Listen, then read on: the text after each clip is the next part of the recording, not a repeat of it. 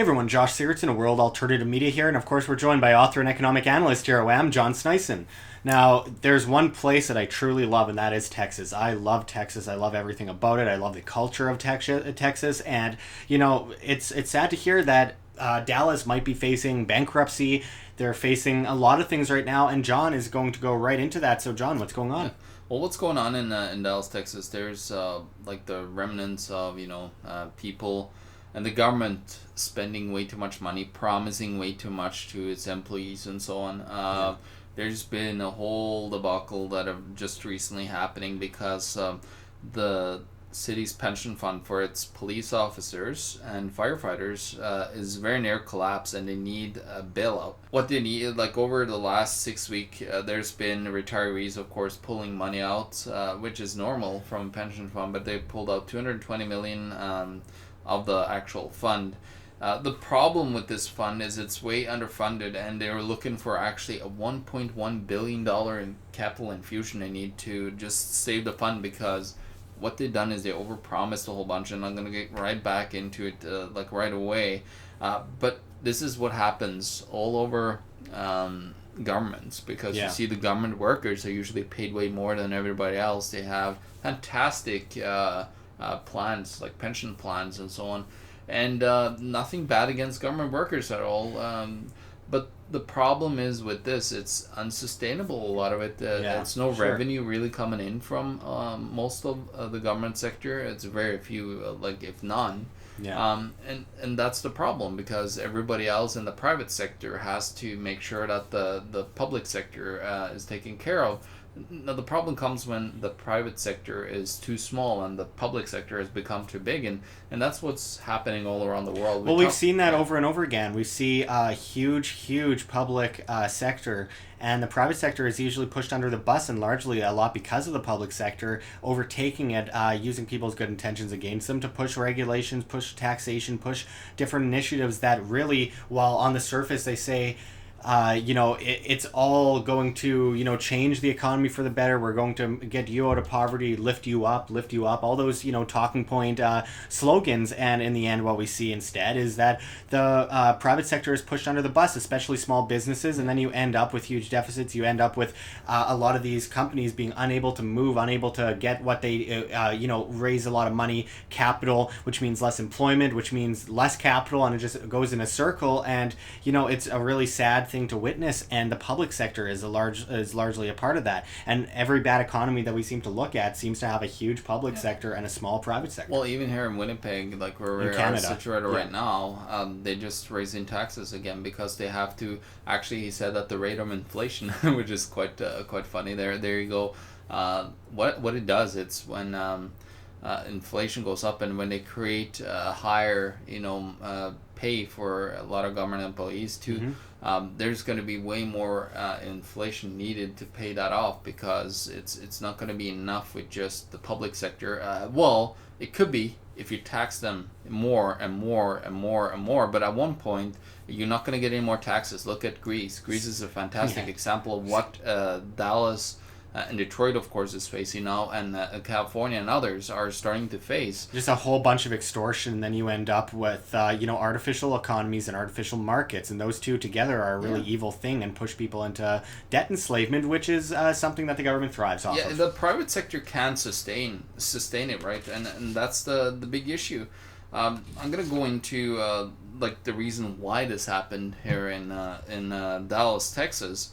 It was actually back in 1993 when the state lawmakers sweetened police and fighter pensions beyond their wildest dreams of the typical Dallas resident, which is the private sector. They added individual savings account paying 8.5% per year. Mm-hmm. So where are you going to get that interest? And that's what we're seeing today with the low interests and low return on everything. Now they're really getting hit hard with that massive promise. When workers reached normal retirement age, then 50 years old, the goal was to keep seasoned veterans on the force longer.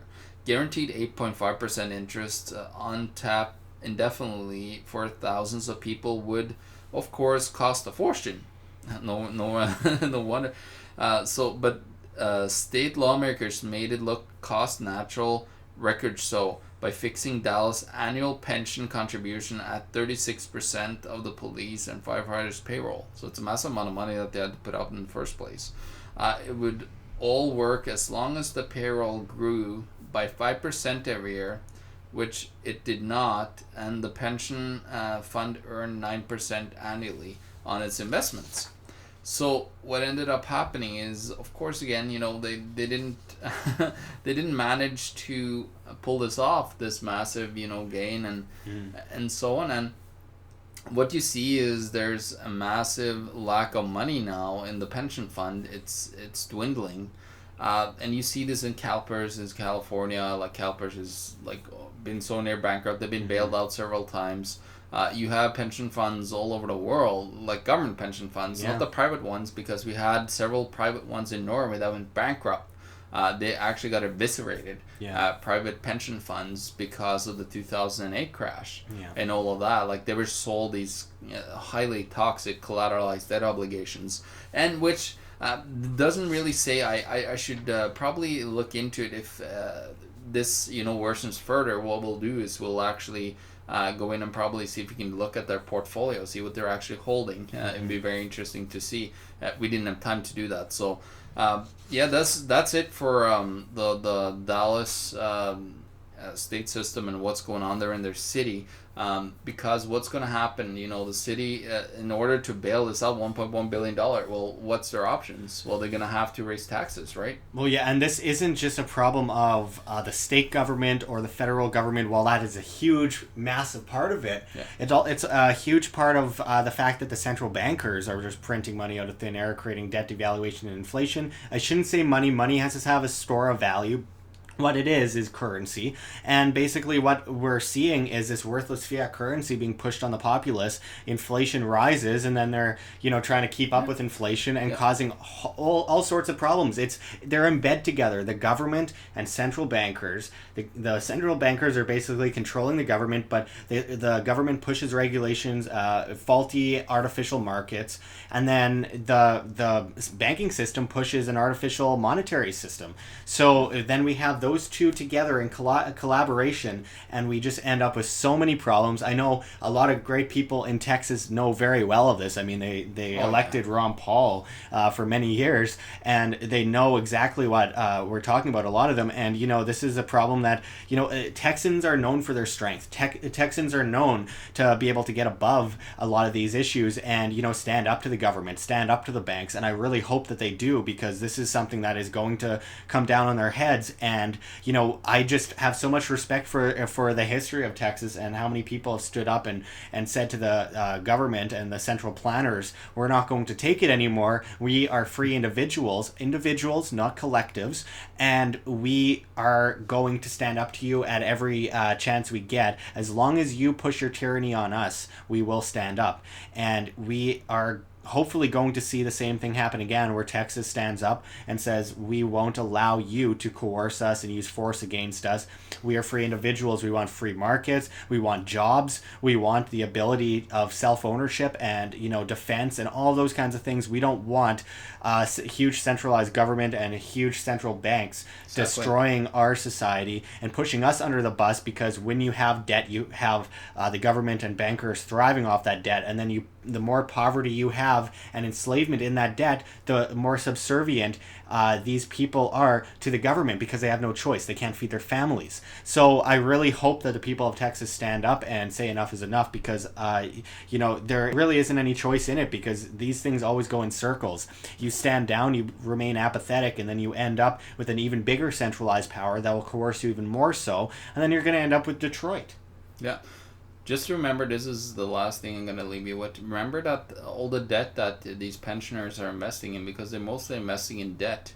The thing is, this debt is unsustainable. It can't be paid off ever, and there's going to be no return when you retire. Like me and Josh, we're never going to see like the CPP or in Canada. Forget about it.